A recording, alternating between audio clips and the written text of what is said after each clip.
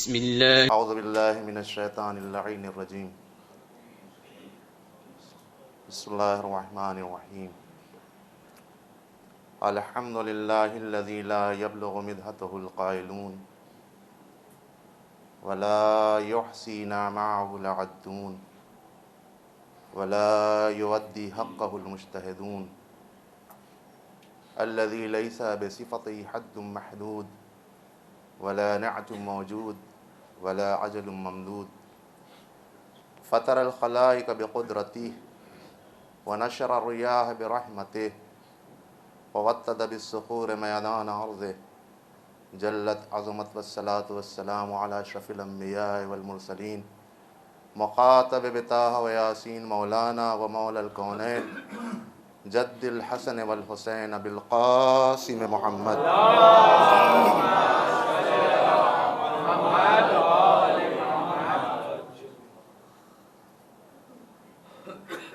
ولعنة الله على أعدائهم وقتلتهم وغاصب حقوقهم ومنكر فضائلهم أجمعين من يومنا هذا إلى قيام يوم الدين. أما بعد فقد قال رسول الله صلى الله عليه وآله وسلم الصلاة عماد الدين واللسان الأكبر والصدقة تمحو الخطيئة واللسان الأكبر. صلوات پڑھ دیجیے محمد والے.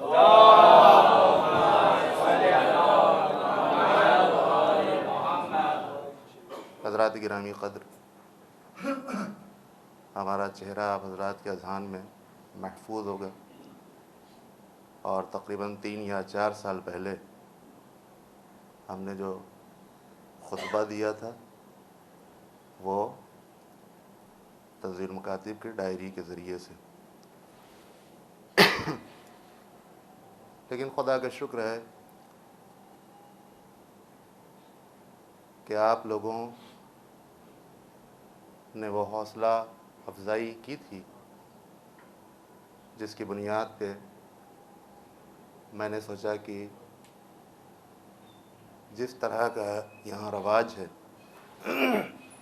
اور جو رسم ہے اسی کے مطابق اردو زبان میں خطبہ اپنے علم کے مقدار بھر، بہت زیادہ تو نہیں، بہت بڑا عالم نہیں ہوں، تھوڑا بہت سیکھا ہے، اسی کے مطابق کچھ باتیں اپنے نوجوان دوستوں کے حوالے کروں. بزرگان ایک زمانے سے خطبات و مجالس میں شریک ہو رہے ہیں، ان کو ساری معلومات ہے، کوئی نئی بات پیش کرنا مقصود نہیں ہے. صرف نماز کے سلسلے میں جتنی احادیث اور مسجد کے سلسلے میں جو حدیث بیان فرمائی ہے پیغمبر نے جناب ابو ذر غفاری سے، اسی کو اپنے نوجوان بھائیوں کی خدمت میں پیش کرنا ہے. پیغمبر ارشاد فرماتے ہیں کہ الصلاۃ عماد الدین، نماز دین کا ستون ہے، واللسان الاکبر، لیکن زبان کے ذریعے سے جو ذکر ہوتا ہے یہ بہت بڑا ہے. نماز میں آدمی ذکر ہی تو کرتا ہے، کبھی قیام کی منزل میں آئے گا، کبھی رکوع کرے گا، کبھی سجدے میں جائے گا، تو کوئی نہ کوئی ذکر اس کو پڑھتے رہنا ہے. پیغمبر یہ آواز دے رہے ہیں کہ نماز دین کا ستون ہے، لیکن جو ذکر زبان کے ذریعے سے جاری ہوتا ہے وہ بہت ہی باعظمت ہے، اس کی بہت ہی فضیلت ہے. سوچنا چاہیے ہمارے نوجوانوں کو کہ ہم کیا ذکر کر رہے ہیں اور کس کے سامنے کھڑے ہیں، تاکہ ان کے اذہان بہکنے نہ پائیں. بہت سارے مسائل یہاں کے تو ہم نہیں بتا سکتے، لیکن دوسری جگہوں پہ ہم سے اکثر یہ پوچھا جاتا ہے کہ اپنے ذہن کو نماز کی حالت میں کس طرح سے باقی رکھیں اور استمرار پیدا کریں اور پروردگار عالم کی بارگاہ کی طرف صرف متوجہ رہیں.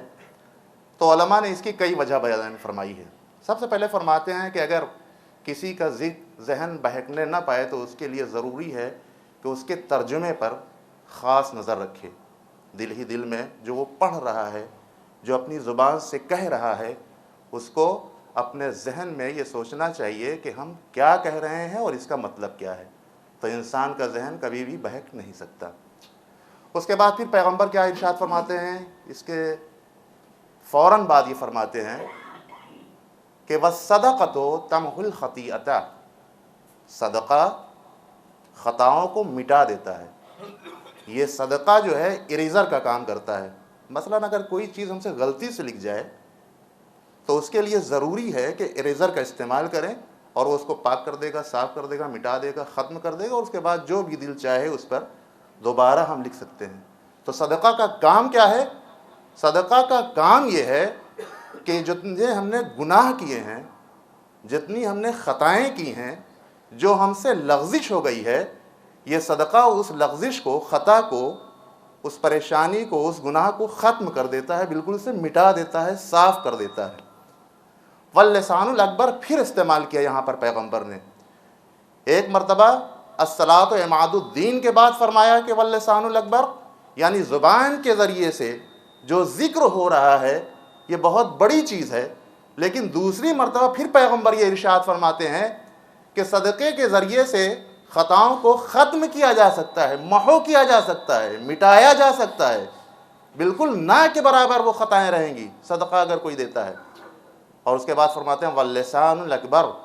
لیکن یہاں پر بھی وہی لفظ استعمال کی ہے جو پہلے استعمال کی ہے پیغمبر نے، لیکن اس کا مفہوم یہ ہے کہ زبان کے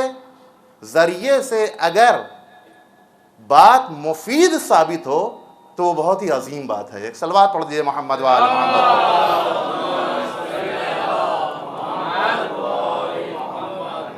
تو عزیزان گرامی، یہ نماز کی فضیلت ہے کہ جس کو پیغمبر نے اجاگر فرمایا ہے۔ میرے نوجوان بھائیوں، خصوصی طور پر اگر ہم نماز کے لیے آتے ہیں تو ہمیں یہ سوچنا چاہیے کہ کس کے سامنے محور گفتگو ہو رہے ہیں، اور ہمیں کس انداز سے کھڑے ہونا چاہیے، اور کس طریقے سے اپنی پریشانی کا حل اسی نماز کے ذریعے سے کرنا چاہیے۔ چنانچہ روایت میں نے دیکھا کہ مولا کائنات امیر المومنین علی ابن ابی طالب علیہ السلام جب کسی بڑی مصیبت میں گرفتار ہوتے تھے، میں نے پہلے ہی عرض کیا کہ کوئی نئی بات عرض کرنے والا نہیں ہوں، سب پرانی باتیں ہیں، سب احادیث اور قرآن کی باتیں ہیں کہ جو 1400 سال سے وہی باتیں رائج ہو رہی ہیں، اور انہی باتوں کی تکرار ہوتی جا رہی ہے تاکہ اپنی نمازوں میں ہم اصلاح کر سکیں۔ نماز تو ایک زمانے سے پڑھی جا رہی ہے، آج سے تھوڑی پڑھی جا رہی ہے نماز، لیکن اصلاح کی غرض دوسرے یہ کہ اس کے ذریعے سے اپنے پریشانیوں کا حل بھی نکالیں۔ اس لیے کہ روایت کے یہ فقرے ہیں کہ مولا کائنات کو جب بڑی مصیبت لاحق ہوتی تھی تو عزیزان گرامی عجیب و غریب روایت ہے، مولا فرماتے ہیں کہ نماز کے ذریعے سے ہم اس کا حل نکالا کرتے تھے، اور کتنی نمازیں؟ 1000 رکعت نماز پڑھا کرتے تھے اگر کوئی مصیبت آ جایا کرتی تھی مولا کے اوپر، تو 1000 رکعت نماز پڑھتے تھے، اور اس کے بعد صرف نماز ہی نہیں بلکہ 60 مسکینوں کو کھانا کھلایا کرتے تھے، اور 3 دن تک متواتر روزہ رکھا کرتے تھے، اور فرماتے تھے کہ جب یہ کام کو ہم انجام دے لیا کرتے تھے پھر وہ مصیبت نہیں رہا کرتی تھی بلکہ وہ مصیبت ختم ہو جایا کرتی تھی۔ تو اس کا عرض کرنے کا مقصد کیا ہے عزیزان گرامی؟ یہ روایت کیوں کتاب میں موجود ہے کہ نماز کے ذریعے سے اپنے پریشانیوں کا حل کرو؟ تو شاید مولا یہ بتانا چاہیں کہ جب پریشان ہو جاؤ تو کسی دوسرے در پہ نہ جانا، اسی در پہ آ جانا کہ جس نے یہ وعدہ کیا ہے کہ جو تم مانگو گے ہم اس کو دینے والے ہیں اور عطا کرنے والے ہیں، لہٰذا تم کو کہیں دوسرے در پہ جانے کی ضرورت نہیں ہے، بارگاہ احدیت میں آ کر کے اپنے پیشانی کو خم کر دو، وہیں سے سب کچھ تم کو مل جانے والا۔ کوئی بھی پریشانی ہو، کوئی بھی مشکل ہو، کوئی بھی دقت ہو زندگی میں، آ کر کے سر نیاز کو خم کر دیں گے انشاءاللہ، پروردگار عالم اس کے برکت سے ہماری ساری پریشانیوں کو ختم کر دے گا، اور ہم کو بہت ہی عزیز چیز میسر ہوگی کہ جس کے ہم حقدار ہیں۔ لہذا عزیزان گرامی کچھ روایتیں پیش کرنا مقصود ہے، اور وہ یہ ہے کہ پیش قدمی کے سلسلے میں ایک میں نے حدیث دیکھی کہ الجلوس لانتظار الصلاۃ عبادہ، مسجد میں بیٹھنا صرف عبادت کے انتظار میں، ابھی عبادت نہیں ہو رہی ہے، ابھی نماز کا وقت بھی نہیں ہوا ہے، 10-15 منٹ پہلے آ کر کے صرف مسجد میں آ کر کے عبادت کا اور نماز کا انتظار کریں، یہ بھی عبادت ہے۔ اور اس طرح کی یہ عبادت ہے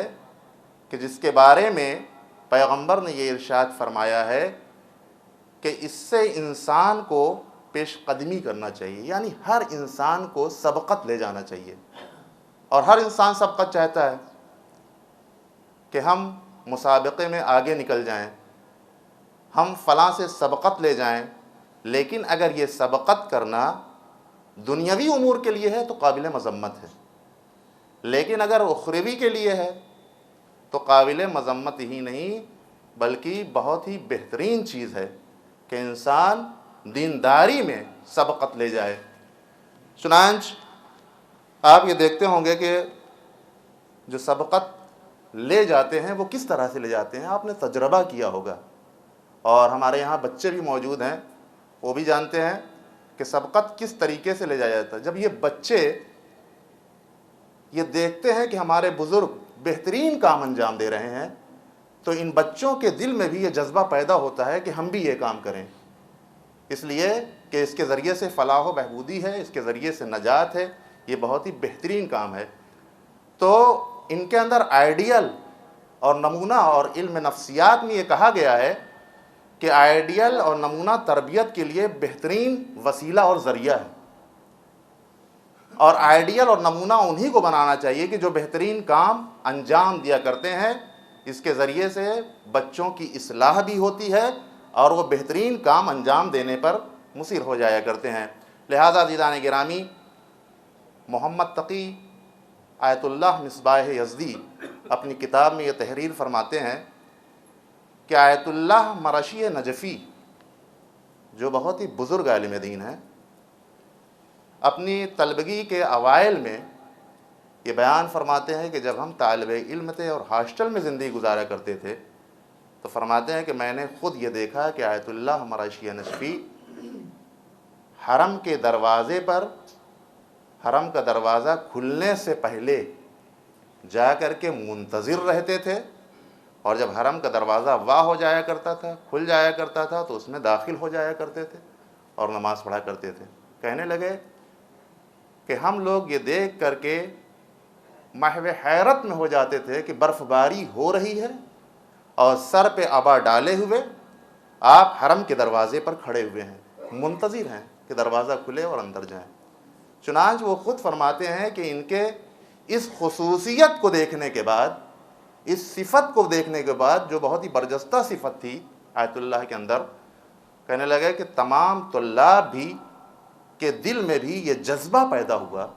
کہ جب ہمارا مرجع تقلید جا کر کے کھڑا رہتا ہے اور منتظر رہتا ہے حرم کے دروازے پر، تو ہم کو بھی چاہیے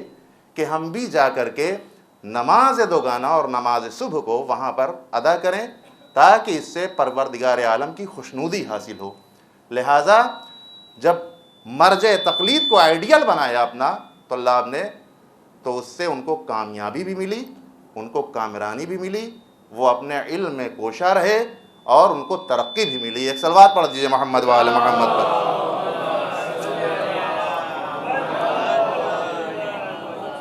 لہذا عزیزان گرامی، اس طرح سے اگر ہم کسی برجستہ عالم دین کے روش پر عمل پیرا ہوں گے تو یہی ہمارے لیے کامیابی کا سبب ہے، اور سب سے بڑی کامیابی یہی ہے کہ ہم نماز کی اہمیت کی طرف متوجہ ہو جائیں۔ چنانچہ چند حدیثوں کو میں نے یہاں پہ لکھ لیا ہے تاکہ اپنے نوجوانوں کے حوالے کر دیں، اور اس میں سب سے پہلی حدیث یہ ہے کہ ان افضل الفرائض بعد المعرفہ الصلاۃ، کہ بے شک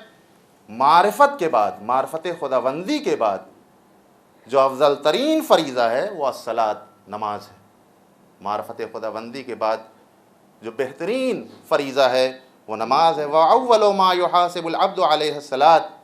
اور پروردگار عالم جو سب سے پہلے جس کا سوال کیا جائے گا وہ نماز ہے۔ اپنے بندوں سے جس چیز کے بارے میں سوال کرے گا پروردگار عالم وہ نماز کے سلسلے میں۔ فَإِنْ قُبِلَتْ قُبِلَ مَا سِوَاهُ وَإِنْ رُدَّتْ رُدَّ مَا سِوَاهُ، اگر نماز قبول ہو گئی تو سارے اعمال قبول کر لیے جائیں گے، اور اگر نماز رد کر دی گئی تو سارے نماز رد کر دیے جائیں گے۔ لہذا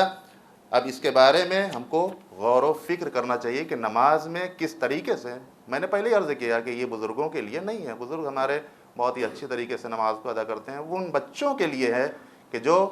اس بزم میں آئے ہوئے ہیں اور ابھی نئے وارد ہوئے ہیں نماز کے سلسلے میں۔ لہٰذا ان کے لیے یہ تمام چیزیں ہیں کہ وہ کس طرح سے نماز پڑھیں اور کس کو اپنا آئیڈیل قرار دیں، کس کو اپنا نمونہ قرار دیں، تاکہ ان کی نماز بھی بہتر ہو جائے اور نماز کے ذریعے سے وہ کامیابی کے مدارج پر بھی فائز ہو جائیں۔ سجدہ کرنے والے کے مقام کے بارے میں مولا کائنات امیر المومنین علی ابن ابی طالب علیہ السلام یہ ارشاد فرماتے ہیں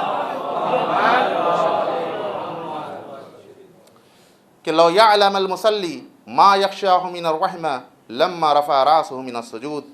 اگر نماز گزار کو یہ معلوم ہو جائے کہ وہ کس قدر رحمت الہی میں غرق ہوا ہے تو اپنے سر کو سجدے سے نہیں اٹھائے گا۔ یہ عظیم بات ہے کہ جس کی طرف مولا کائنات نے انسانیت کو اور عبدیت کو متوجہ کیا ہے کہ انسان کو جب سجدے میں سر رکھے اور راز و نیاز کرے اپنے پروردگار عالم کی بارگاہ میں، تو اسے سوچنا چاہیے کہ پروردگار عالم اس سجدے کو کتنا پسند کرتا ہے کہ رحمت الہی میں غرق ہو جاتا ہے وہ انسان، چونکہ ہم کو اس کی مقدار نہیں معلوم ہے، جس کی بنیاد پر ہم جلدی کیا کرتے ہیں اور یہ کوشش کیا کرتے ہیں کہ بس جلد از جلد ہماری نماز ختم ہو اور ہم یہاں سے چلے جائیں۔ اس کے بعد پھر ایک دوسری حدیث میں پیغمبر یہ ارشاد فرماتے ہیں اِنَّ لِلْمَسَاجِدِ اَوْتَادًا، مسجد میں آنے جانے کے لیے جو لوگ سبقت کرتے ہیں ان کے لیے یہ ہے کہ اِنَّ لِلْمَسَاجِدِ اَوْتَادًا، بے شک مسجد کے کچھ خدمت گار ہیں، الْمَلَائِکَةُ جُلَسَاؤُهُمْ، جن کی مصاحبت میں فرشتے ہیں، جو مسجد میں آیا جایا کرتے ہیں نماز پڑھنے کے لیے، یہ خدمتگار کی منزل میں ہے اور ان کی مصاحبت میں فرشتے ہیں۔ یہ نہ سمجھیں کہ ہم اکیلے آ کر کے نماز پڑھ کر کے چلے گئے، نہیں، بلکہ فرشتے بھی آیا کرتے ہیں مصاحبت میں اور ہمارے ساتھ ہوتے ہیں۔ اس کے بعد آگے ارشاد فرماتے ہیں اذا غابوہم افتقدوہم، جب یہ نماز گزار خدمتگار کسی عذر کی بنیاد پر مسجد میں نہیں حاضر ہو پاتا ہے تو یہ فرشتے جا کر کے اس کی دلجوئی کیا کرتے ہیں۔ اس سے آپ اندازہ لگائیے کہ فرشتے جا کر کے اس نمازی کے گھر میں جا کر کے اس کی دلجوئی کرتے ہیں۔ اور اس کے بعد پھر آگے کا فقرہ یہ ہے کہ وَإِن مَرِضُوا عَادُوهُمْ، اور اگر یہ نماز گزار اور مسجد میں آنے والا مریض ہو جاتا ہے تو فرشتے اس کی عیادت کرتے ہیں۔ اور اس کے بعد پھر آخری جملہ وَإِن كَانُوا فِي حَاجَةٍ أَعَانُوهُمْ، اور اگر یہ نماز گزار محتاج ہو جاتا ہے تو فرشتے اس کی مدد کرتے ہیں، اعانت کرتے ہیں۔ لہٰذا ان احادیث کے بعد اب انسان کو چاہیے کہ کس طریقے سے اپنی نماز کو آگے بڑھائے اور کس طریقے سے نماز کو پڑھے۔ ایک دوسری حدیث میں مرسل اعظم پیغمبر اسلام حضرت ختمی مرتبت احمد مصطفیٰ محمد مصطفیٰ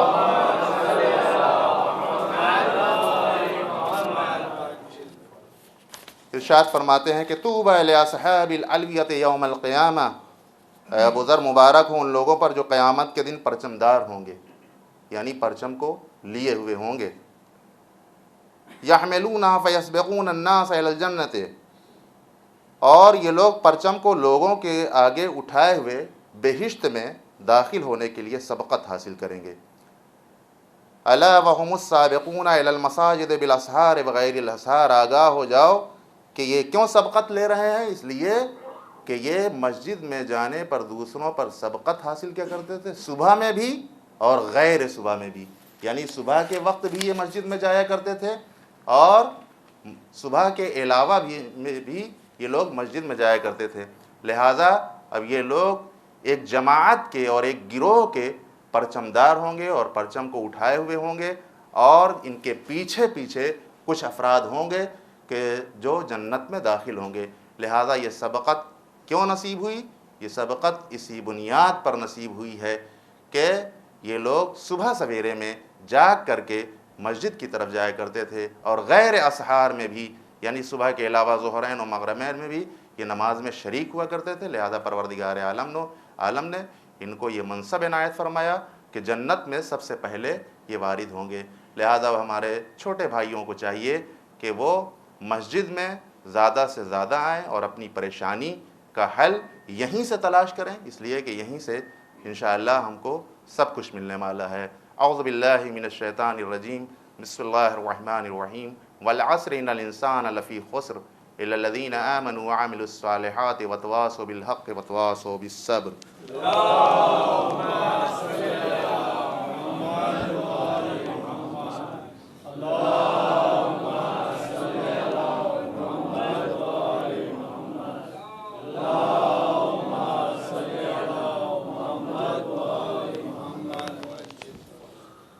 اعوذ باللہ من الشیطان الرجیم، بسم اللہ الرحمن الرحیم، الحمد للہ رب العالمین والعاقبۃ للمتقین والصلاة والسلام علی اشرف الانبیاء والمرسلین مخاطب بطہ و یاسین مولانا و مولا الکونین جد الحسن والحسین ابی القاسم محمد۔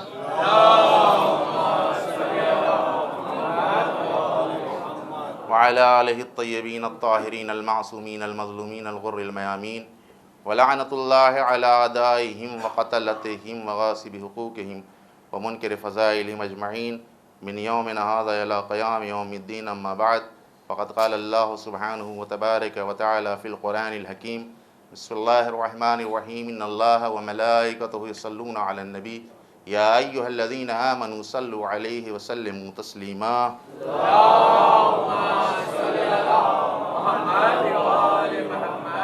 اللہم صل علی سید المرسلین وشفیع المذنبین نبینا محمد صلی اللہ علیہ وآلہ وسلم۔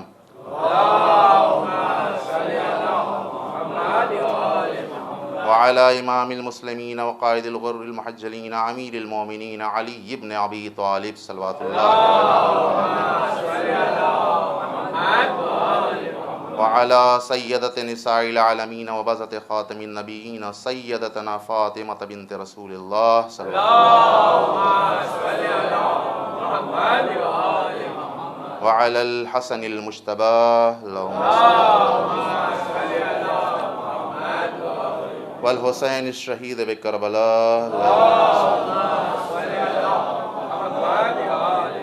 وعلی ابن الحسین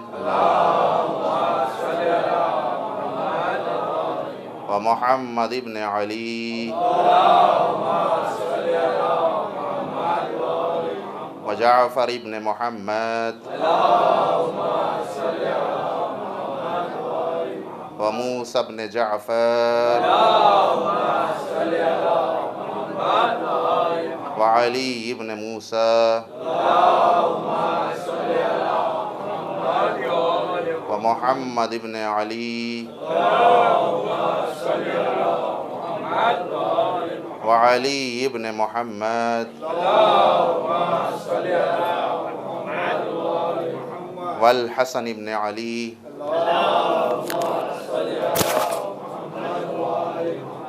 اللہم صل علی مولانا صاحب الزمان۔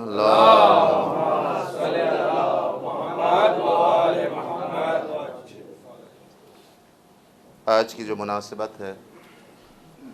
وہ ایام فاطمیہ، مستقل آپ مجالس میں شریک ہو رہے ہیں اور مصاب ہو رہے ہیں۔ شہزادی کونین رسول اکرم کی وہ اکلوتی بیٹی کہ جس نے مرثیہ پڑھا ہے، اس مرثیہ کا ذکر بعد میں کریں گے، لیکن پہلے اس بات کی طرف اپنے نوجوانوں کو متوجہ کر دیں کہ فاطمہ اس ہستی کا نام ہے، فاطمہ اس خاتون کا نام ہے کہ جس کے بارے میں سیرت فاطمۃ الزہرا لکھنے والے اپنی کتاب میں یہ تحریر فرماتے ہیں کہ پیغمبر کی خدمت میں ایک سائل آیا اور سائل نے آ کر کے کہا، یا رسول اللہ میں بھوکا ہوں،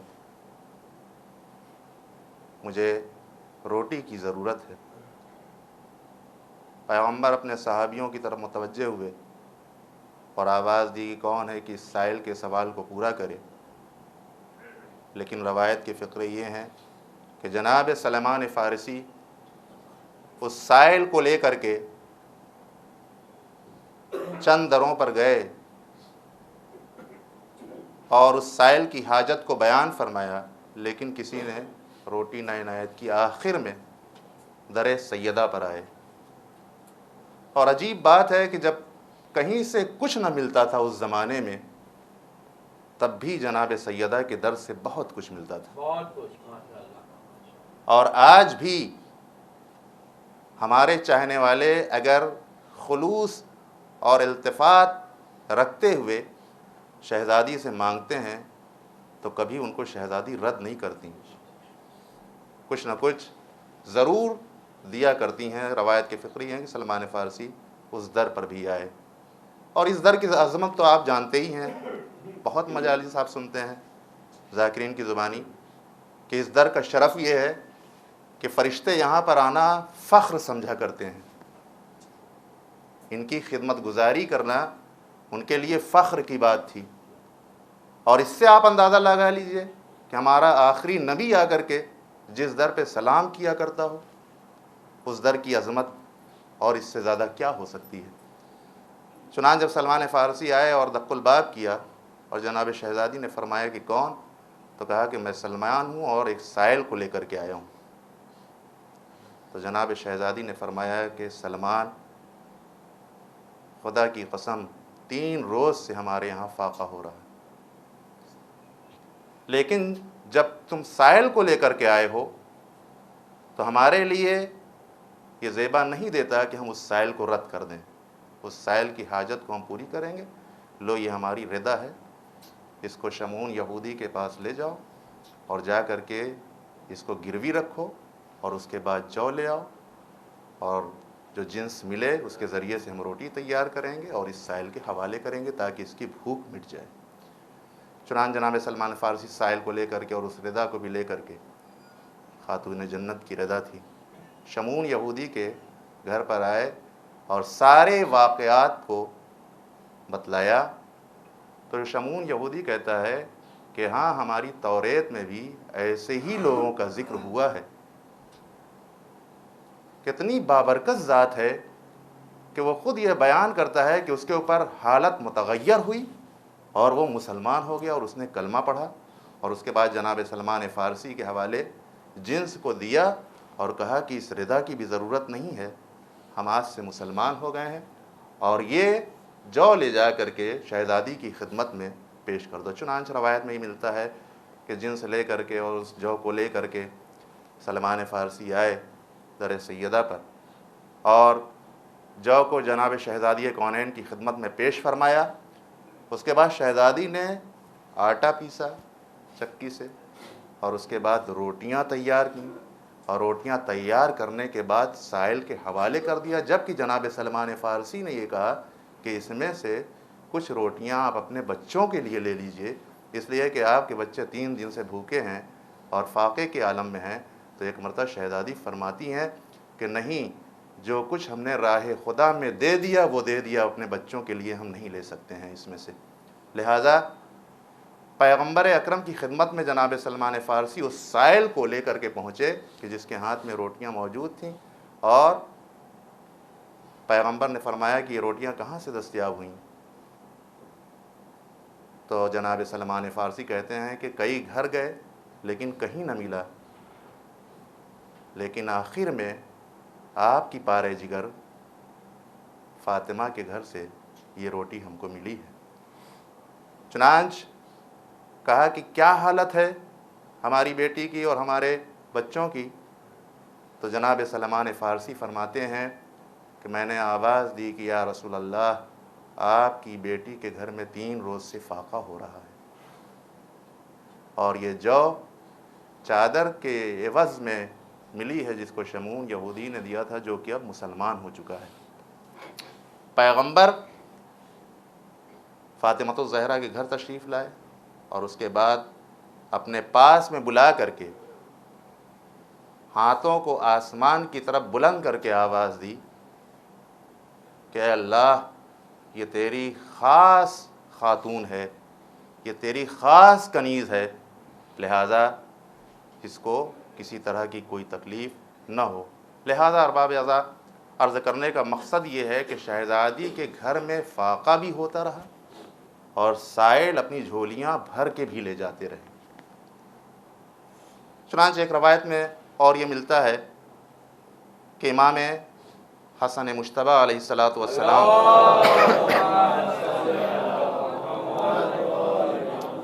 یہ ارشاد فرماتے ہیں کہ ایک روز کا فاقہ تھا اور دوسرے پہر ہم کو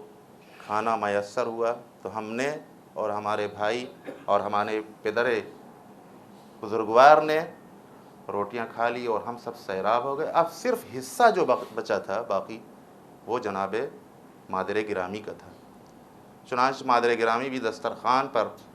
روٹی لے کر کے بیٹھیں اور جیسے ہی پہلا نوالا آپ نے توڑا ویسے ہی سائل نے آ کر کے سوال کیا کہ بنت رسول آپ پر سلام ہو،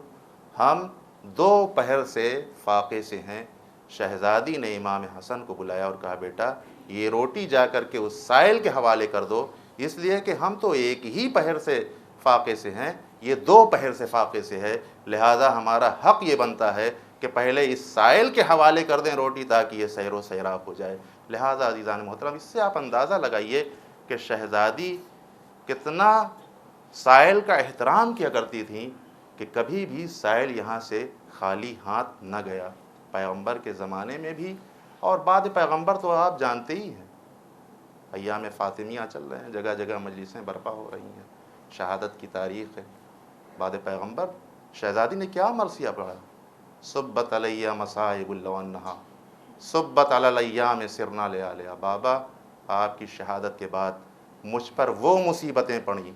کہ اگر وہ دنوں پر پڑتی تو مثل تاریکی شب کے ہو جاتے۔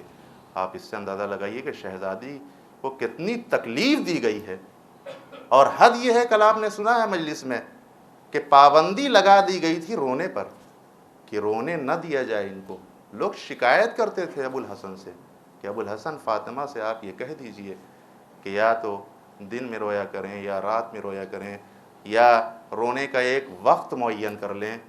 اس لیے کہ ایسا تڑپ تڑپ کے رویا کرتی تھیں شہزادی۔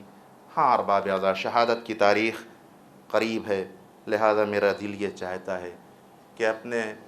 ان نوجوان بھائیوں کے حوالے شہزادی کہ اس مصائب کا تذکرہ کریں کہ جس کے ذریعے سے جگر پھٹ جایا کرتا ہے، کلیجہ منہ کو آنے لگتا ہے، اور وہ کیا ہے ارباب اعضاء؟ آپ جانتے ہیں کہ مصائب بھی آپ نے پڑھا، مرثیہ بھی آپ نے پڑھا، اور اس کے بعد تاریخ بتاتی ہے، اور علامہ مجلسی علیہ الرحمہ اپنی کتاب میں یہ تحریر فرماتے ہیں کہ شہزادی کونین کو ایک دن ابو الحسن نے یہ دیکھا، بس شہادت کو پیش کرنا مقصود ہے، باقی مجلس آپ سنیں گے، کہ شہزادی کونین کو ابو الحسن نے دیکھا کہ ایک وقت میں کئی کام کو انجام دے رہی ہیں، بچوں کو نہلا بھی رہی ہیں، بچوں کے لباس کو بھی صاف کر رہی ہیں، بچوں کے لیے کھانے کا بھی اہتمام کر رہی ہیں۔ اور ابو الحسن نے پوچھ لیا کہ شہزادی یہ بتائیے، اے بنت رسول یہ بتائیے کہ آپ ایک وقت میں اتنے کام اور اتنے امور کو کیوں انجام دے رہی ہیں؟ تو ایک مرتبہ شہزادی آواز دیتی ہیں کہ اب ہم اللہ کی بارگاہ میں پہنچنے والے ہیں، لہٰذا ہمارا دل یہ چاہتا ہے کہ جب ہماری شہادت واقع ہو جائے تو ہمارے بچوں کے پاس صاف لباس بھی ہو، ہمارے بچوں کے لیے کھانا بھی موجود ہو، اور وہ کھا بھی لیں، سیر و سیراب بھی ہو جائیں۔ ہاں ارباب اعضاء، کھانا تیار ہو گیا، ساری مصروفیت کو انجام دے چکی ہیں، اور اس کے بعد پھر اسما سے یہ فرماتی ہیں شہزادی کہ اسما ہم ایک حجرے میں جا رہے ہیں، جب تک تسبیح و تحلیل کی آواز آتی رہے سمجھنا کہ ہم زندہ ہیں، اور جب تسبیح و تحلیل کی آواز منقطع ہو جائے تو سمجھ لینا کہ ہم اس دنیا میں نہیں ہیں۔ اب اسما کہتی ہیں کہ اس بات کو سننے کے بعد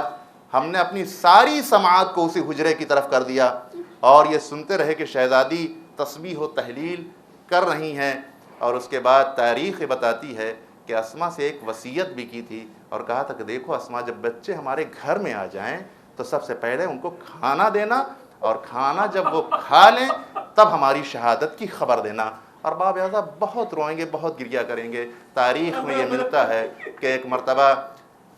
اسما ہیں کہ جو متوجہ ہیں اسی حجرے کی طرف اور اس آواز پر متوجہ ہیں کہ جدھر سے جناب شہزادی کونین کی تسبیح و تحلیل کی آواز آ رہی ہے۔ ارباب ازا روایت کا یہ فقرہ ہے کہ ایک مرتبہ تسبیح و تحلیل کی آواز منقطع ہوئی، اسما دوڑتی ہوئی آئیں اس حجرے میں، اور حجرے میں آنے کے بعد پیروں پہ اپنی پیشانی کو رکھ کر کے آواز دی کہ شہزادی آپ نے ہم کو بھی چھوڑ دیا۔ لیکن ارباب ازا تاریخ بتاتی ہے کہ اسی اسنا میں بچے بھی وارد ہو گئے گھر میں، اور ایک مرتبہ اسما نے دسترخوان چن دیا۔ دسترخوان چننے کے بعد آواز دی شہزادو آؤ کھانا کھا لو۔ ایک مرتبہ شہزادے ہیں جو محو حیرت میں اسما کے چہرے کی طرف نظر کر رہے ہیں اور شاید یہ آواز دے رہے ہوں اسما تم نے یہ کیسے کہہ دیا کہ کھانا کھا لو؟ کیا کبھی تم نے بغیر ماں کے کھانا کھاتے ہوئے دیکھا ہے؟ بس یار ضبط نہ رہا، اسما کو آواز دی بچوں اپنی ماں کا انتظار نہ کرو، اس لیے کہ تمہاری ماں اس دنیا میں نہ رہی۔ چھوٹے چھوٹے بچوں نے اپنے امامہ کو پھینک دیا۔ ابو الحسن گھر میں موجود نہ تھے ارباب اعضا، بس تاریخ بتاتی ہے کہ ایک مرتبہ مسجد میں بچے آئے، آواز دی یا بتا ماتت امنا، بابا ہماری اماں مر گئی۔ ارباب اعضا جیسے ہی اس خبر کو ابو الحسن نے سنا، تاریخ بتاتی ہے کہ ابا کے دامن میں آپ کا قدم مبارک الجھ گیا اور اس کے بعد گھر میں تشریف لائے۔ ہاں ارباب اعضا بس مصائب کے چند فقرات کو آپ حضرات کے اذہان تک پہنچانا ہے تاکہ ہماری نماز بھی ہو جائے اور ہماری نماز کی مقبولیت بھی ہو جائے، اس لیے کہ اسی کے ذکر کے ذریعے سے ہماری نماز قبول ہونے والی ہیں۔ تاریخ نے ان فقرات کو لکھا ارباب اعضا کہ ابو الحسن آ گئے، اور ابو الحسن سے بہت میں نے شارٹ کر دیا ہے، بہت میں نے اختصار کر دیا ہے، ورنہ باتیں تو بہت ساری تھیں۔ شہزادی کی وصیت کی تھی آپ نے کس سے؟ اپنے شوہر سے۔ کیا وصیت کی تھی؟ اے ابو الحسن تم ہی غسل دینا، اے ابو الحسن تم ہی کفن پہنانا، اے ابو الحسن ہمارے جنازے کو رات کی تاریکی میں اٹھانا۔ ارباب اعضا یہ وصیت کیوں ہو رہی ہے؟ بیٹیاں موجود ہیں گھر میں، ہمارے یہاں کا رسم و رواج یہی ہے نا کہ عورتوں کو عورتیں ہی غسل دیا کرتی ہیں، عورتوں کو عورتیں ہی کفن پہنایا کرتی ہیں، اور جس کے گھر میں ثانیہ زہرا جیسی زینب موجود ہو وہ تو اس کام کو انجام دے سکتی تھی، لیکن شاید شہزادی نے جو وصیت کی تھی اس وصیت کے کرنے کی وجہ ہی کچھ اور تھی، اور علماء نے اس وصیت کے کرنے کی وجہ لکھ دیا، اس لیے کہ شہزادی کی پسلیاں چکنا چور تھیں، شہزادی کی پسلیاں ٹوٹی ہوئی تھیں ارباب اعضا۔ خود علامہ مجلسی علیہ الرحمہ نے اپنی کتاب جلاء العیون میں اس بات کو نقل فرمایا ہے کہ اس طرح سے ٹوٹی ہوئی تھی پسلی کہ جب صابر امام، مشکل کشا امام اس منظر کو دیکھ کر کے برداشت نہ کر سکا اور چیخ نکل گئی، اور چیخ وہاں تک پہنچی کہ اصحاب سارے باہر پریشان ہو گئے کہ اتنے صبر کے باوجود میرا مولا کبھی اس طرح سے نہ رویا کہ جس طریقے سے آج چیخ کر کے رویا، یہ کیا وجہ ہے؟ سب اضطراب کے عالم میں باہر کھڑے ہوئے ہیں۔ شاید اسی بنیاد پر وصیت کی تھی کہ جب ہمارا شوہر اس منظر کو دیکھ کر کے صبر کا یارہ نہ رہے گا اس کے اندر، تو چھوٹی بچی ہماری جناب زینب کے دل پر کیا گزر جائے گی۔ لہذا اسی بنیاد پر آپ نے یہ وصیت کی تھی، اور وصیت کے مطابق مولا کائنات نے عمل بھی کیا۔ اختصار کرتے ہوئے بس چند جملوں کو آپ حضرات کے ذہن تک پہنچانا ہے تاکہ مصاب ہو لیں آپ۔ ایام فاطمیہ چل رہا ہے اور ہمارے یہ عشق رومال سیدہ میں جگہ بھی پا جائیں اور یہی ہمارے لیے جنت کی اجرت کا سبب بھی بن جائیں ارباب اعضا۔ تاریخ بتاتی ہے کہ ایک مرتبہ ابو الحسن غسل دینے کے لیے جب پیرہن کو اتارتے ہیں اور انہوں نے چکنا چور پسلیوں کو دیکھا اور بہت ہی شدید گریہ جب آپ نے کیا، چیخ کر کے جب روئے، تو تاریخ بتاتی ہے ارباب اعضا کہ ایک مرتبہ جب مولا غسل و کفن سے فارغ ہونے کے بعد جب باہر آئے تو جناب سلمان فارسی نے آپ کے دامن کو پکڑ کر کے آواز دی، مولا یہ بتائیے کیا عظیم مصیبت گزر گئی آپ کے اوپر، یہ آپ اتنا چیخ کر کے کیوں روئے مولا؟ آج تک تو ہم نے کبھی ایسا چیخ کر کے روتا ہوا نہ دیکھا۔ تو ایک مرتبہ مولا آواز دیتے ہیں، ارے سلمان کیا پوچھتے ہو، شہزادی اس دنیا سے رخصت ہو گئی، لیکن ہم کو نہ معلوم تھا کہ اس طریقے سے پسلیاں چکنا چور ہیں، ارے کس طریقے سے اس طرح سے زندگی گزارا کرتی تھیں۔ ہاں ارباب اعضا غسل و کفن کے بعد تابوت میں میت رکھ دی گئی، اب علی ہیں جو آواز دے رہے ہیں بچوں آؤ اپنی ماں کا آخری دیدار کر لو، بس میں اپنی منزل پر آ گیا۔ تاریخ بتاتی ہے کہ ابو الحسن ہیں جو آواز دے رہے ہیں، ایک باپ ہے جو آواز دے رہا ہے بچوں آؤ اپنی ماں کا آخری دیدار کر لو، اس لیے کہ اب قیامت سے پہلے ان کا دیدار کرنا مشکل ہے۔ تاریخ نے اس بات کو لکھا ارباب اعضاء کہ بچے جناب شہزادی زینب بھی تھیں، ام کلثوم بھی تھیں، اور اس بات کو مولانا کرار حسین صاحب وائز علی اللہ مقامہ نے اس بات کو نقل کیا ہے، لہٰذا ہم یہ چاہتے ہیں کہ جو ثواب ہم کو اس کا ملے ان کے تک یہ پہنچ جائے، اس لیے کہ وہی یہ بیان فرمایا کرتے تھے کہ جتنا اضطرابی کے عالم میں لڑکیاں روتی ہیں لڑکے نہیں روتے۔ شاید اسی بنیاد پر کہا جاتا ہے کہ لڑکیاں جنازے کی زینت ہوا کرتی ہیں، بہت تڑپا کرتی ہیں، بہت گریہ ہوتا ہے، بہت رویا کرتی ہیں، لیکن یہاں پر ہم یہ نہیں کہتے کہ شہزادی زینب گریہ نہیں کر رہی تھی، پچھاڑے کھا رہی تھیں، ام کلثوم شدید گریہ کے عالم میں تھی، لیکن جتنی بے قراری سے حسین رو رہے تھے اتنی بے قراری سے نہ زینب رو رہی تھی اور نہ ام کلثوم رو رہی تھی، بہت ہی بے قراری کے عالم میں حسین گریہ کر رہے تھے۔ جناب زینب کو جب آواز دی، جناب زینب نے آخری دیدار کیا، پیچھے ہٹ گئیں۔ ام کلثوم کو جب آواز دی گئی، ام کلثوم آگے گئیں، دیدار کیا، پیچھے ہٹ گئیں۔ امام حسن مجتبیٰ کو آواز دی، امام حسن مجتبیٰ آگے بڑھے، دیدار کیا اور آ گئے، لیکن امام حسین کو اب آواز دے رہے مولا بیٹا حسین آؤ آخری دیدار کرو، لیکن پائنتی کھڑے ہو کر کے صرف گریہ کر رہے ہیں امام مظلوم، اور گریہ کرتے کرتے جب بہت اصرار کیا مولا نے کہ بیٹا آؤ اپنی ماں کا آخری دیدار کرو، تو روایت کے فقرے یہ ہیں کہ ایک مرتبہ مولا حسین نے کہا ماں آپ کی محبت کو کیا ہو گیا ہے؟ کیا یہ محبت صرف زندگی ہی تک محدود تھی؟ ارباب اعضاء بس ان جملوں کا اپنی زبان سے ادا کرنا تھا کہ ایک مرتبہ بند کفن ٹوٹ گئے، آواز آئی میرے لال میرے آغوش سے لگ جا، میرے سینے سے لگ جا۔ ارباب اعضاء اس منظر کو دیکھنے کے بعد ملائکہ میں کوہرام برپا ہو گیا، جبرائیل امین زمین پر نازل ہو گئے، آواز دی آقا میرے استاد ذرا بچے کو ماں سے جدا کر لو ورنہ قیامت کے آثار نمودار ہو جائیں گے۔ مولا نے حسین کو جب ماں کے جنازے سے جدا کیا ہوگا تو بڑی شفقت و مہربانی کے ساتھ جدا کیا ہوگا، لیکن اس منظر کو دیکھنے کے بعد میرا دل تڑپ جاتا ہے اس منظر کو کہ جو کربلا میں سانحہ گزر گیا کہ ایک بچی تھی جو اپنے باپ کے جنازے سے لپٹ کر کے بین کر رہی تھی، لیکن ارباب اعضاء جیسے ہی شمر ملعون آگے بڑھا بچی کانپ کر کے پیچھے ہو گئی اور ایک مرتبہ آواز دی چچا عباس آپ فرات پر کیا سو گئے؟ کہ کوئی سیلیاں لگاتا ہے تو کوئی تماچے مارتا ہے تو کوئی سنا سے اذیت دیتا ہے، اے چچا میں اپنے بابا پر دل بھر کے رو بھی نہ سکی۔ الا لعنۃ اللہ علی القوم الظالمین سیعلم الذین ظلموا ای منقلب ینقلبون۔ پروردگارہ تجھے واسطہ ہے محمد و آل محمد کا، ہم سب کو اعمال صالحہ کرنے کی توفیق عنایت فرما۔ پروردگارہ تجھے واسطہ ہے محمد و آل محمد کا، اعمال قبیحہ سے ہم سب کو محفوظ فرما۔ پروردگارہ تجھے واسطہ ہے محمد و آل محمد کا، جہاں کہیں بھی محبان اہل بیت ہیں ان کی جان مال عزت آبرو کی حفاظت فرما۔ اے کریم پروردگار، اے رحیم پروردگار، آج روز جمعہ ہے، روز جمعہ کی برکت میں ہم سب کے گناہان کبائر و صغائر کو بخش دے، جتنے بھی مومنین و مومنات پریشان حال ان کی پریشانیوں کو دور فرما دے، جو بے اولاد ہوں ان کو اولاد صالح عنایت فرما،